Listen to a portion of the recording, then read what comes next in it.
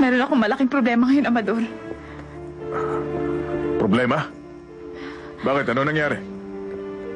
Kasi, kanina, nandito si Nalipado at Juan Miguel.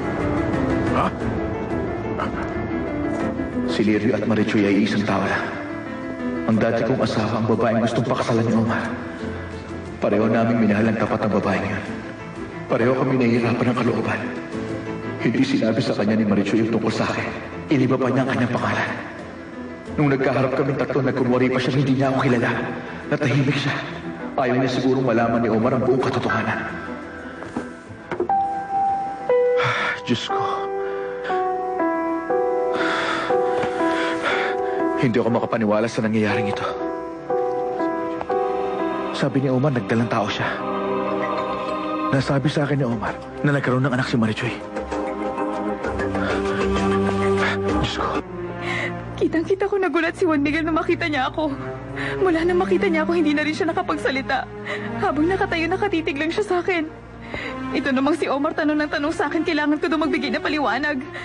Wala ka naman dapat ipaliwanag kay Omar, hindi ba? Wala siyang kinalaman sa'yo, pati na rin si Juan Miguel San Roman. Wala ka nang dapat pagpaliwanagan, Marichoy. Wala nagmamayari sa'yo. Tanda mo, ang tanging nagmamayari sa'yo ay ang sining. At wala nang iba pa.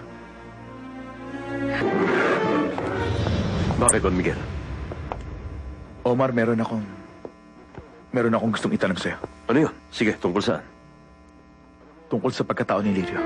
Buti pa, maupo ka muna.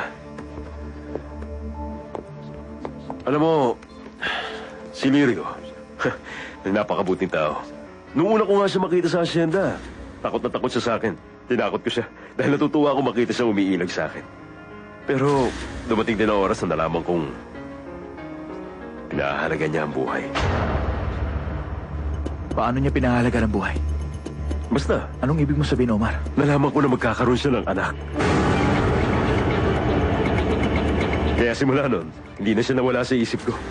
Natutunan ko siya mahalin at igalang. Sabihin mo nga sa akin, naipanganak niya ba yung bata? Oo, ako nga mismo nagpaanak sa kanya. Lalaki ang anak niya.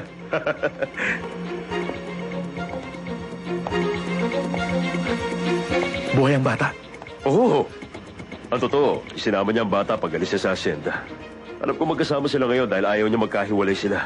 Kahit kailan hindi magagawa ni Lirio na mawala sa tabi niya ang bata. El cielo se vuelve. Nasaan si Marichoy? Umalis ka na raw. Ayaw ka raw niya makita. Hindi ako aalis hanggat di ko siya nakakausap. Ayaw ka raw talaga niya makausap kaya hindi ko siya maaaring pilitin. Kung hindi siya lalabas dito, papasukin ko na siya. Papasok ka sa loob? Naku, wag. Hindi mo siya pwedeng puntahan sa kwarto. Ako na pong bahala sa kanya. Kakausapin ko po siya kahit sandali. Sigurado ka ba, iha? O sige, kung gano'n, lalabas na muna ako. Pinagsaraduhan mo ako ng pinto sa tanghalan, pero ngayon hindi mo na ako pwedeng pagtaguan. Sinong may-ari nitong lugar na to? Si Amador. Ang walang yang yun? Siya ang manager ko. Manager? Hindi mo na kailangan ng manager, Marichoy, dahil isa kang mahusay na artista pati na rin sa tunay na buhay. Kailangan natin pag-usapan ang mga nangyari. Walang kapatawaran ang ginawa mo kay Omar. Nagpunta ka pala sa asyenda niya para magtago. Iniba mo ang pangalan mo at pinaniwala mo siyang mahal mo siya. Pinaasa mo lang siya at handa ka magpakasal sa kanya. Pero bigla ka na lang umalis at hindi ka nagpaalam. Nagpunta ka ba dito para ipagtanggol siya? Hindi yun ang pinuto ko dito. Nakakapagtaka. Siya dapat humarap dito, di ba? Nagpunta ako dahil gusto kita makaharap. Gaya ka pa rin ng dati. Hindi ka pa rin nagbabago, sinungaling ka pa rin. Hindi mo ako kilala. Sa totoo lang, Marichoy, hindi ka ang pinuto ko rito. Gusto kong makita ang anak ko. Kanino man nalaman na nag-aanak ako? Kay Omar. Siyang nagsabi sa akin na nag-anak ka. At alam kong ako ang ama ng batang yon. Ibig sabihin, alam ni Omar ang katotohanan? Sinabi mo na ba sa kanya? Sinabi mo na ikaw at ako ay... Hindi, wala akong sinabi sa kanya, Marichoy. Sa kabila ng pagiging tapat niya sa akin, wala akong sinabi sa kanya. Hindi ko sinabi sa kanya ng babaeng minamahal niya ay ang babaeng minahal ko ng tapat noon. Hindi niya alam na naging asawa kita. Balang araw ay malalaman niya din ang katotohanan dahil kahit anong gawin natin, walang lihim ang hindi nabubunyag, hindi ba? Ayokong ako magsabi sa kanya. Ikaw ang dapat na magsabi sa kanya ng lahat. Sabihin mo na kung nasa ng anak ko dahil gusto ko siya makita. Para ano pa? Huwag mo na akong tanungin. Hindi mo dapat hadlangan ang karapatan ko bilang ama. Gusto ko siya makita dahil nanggaling din siya sa akin. Anak ko siya.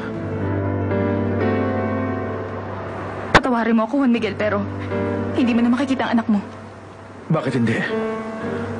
Dahil ang anak mo ay patay na. Bakit mukhang bihis na bihis ka ngayon? Saan ka ba nanggaling, Balbina? Sa isang lugar kung saan ipinatawag ako para magsalita. Alam ko na, galing ka ngayon sa korte. Nagbigay ka ng pahayag laban sa tagapag-alaga ni Mayita, hindi ba? Opo, kawawa naman siya. Bakit mo sinasabi na kawawa siya? Ano ba ang sinabi mo sa harap ng hukom? Hindi ba't nagbigay ka ng pahayag laban sa babaeng pumatay sa aking anak? Sinabi ko lang sa korte ang buong katotohanan sa lahat ng nakita ko. Hindi mo naman nakita kung paano pinatay ang anak ko si Viviana. Pero alam mo na si Blanca ang pumatay sa kanya. Tinanong nila ako tungkol sa pagkatao ni Blanca at sinabi ko sa kanila na isa siyang mabuting tao. Namatay siya. Namatay ang anak ko nang hindi ko man lang siya nakita. Ngayon ko lang nalaman na nagkaroon tayo ng anak, Marichuy. Nagkaroon tayo ng anak. Nagsasabi ka ba ng totoo? Huwag mo na nga akong lokohin, Marichuy. Totoo bang sinasabi mo? Bakit parang hindi ako makapaniwala? Imposible yan. Kung totoong sinasabi mo, hindi ka magiging kalmado, hindi ka makakarap sa akin. Ano gusto mong gawin ko? Hindi ako maaaring sumuko kahit na marami akong pinagdadaan ng hirap. Pag dumating ang habon ng buhay, dapat marunong kang tumanggap ng pagkatalo. Salamat sa Diyos at nakaya ko. Bakit ka nakatingin ng ganyan sa akin? Dahil parang iba ng tingin ko sa'yo.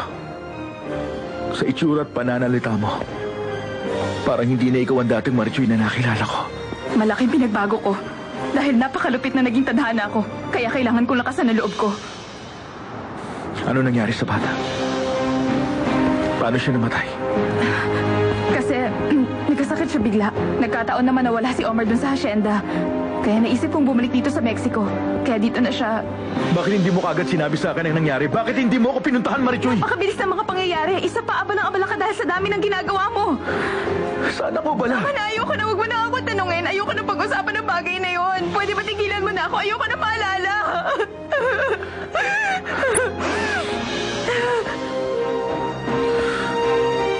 Ano bang nararamdaman mo para kay Omar? Bakit mo siya pakakasalan? Anong dahilan kung bakit mo siya pakakasalan?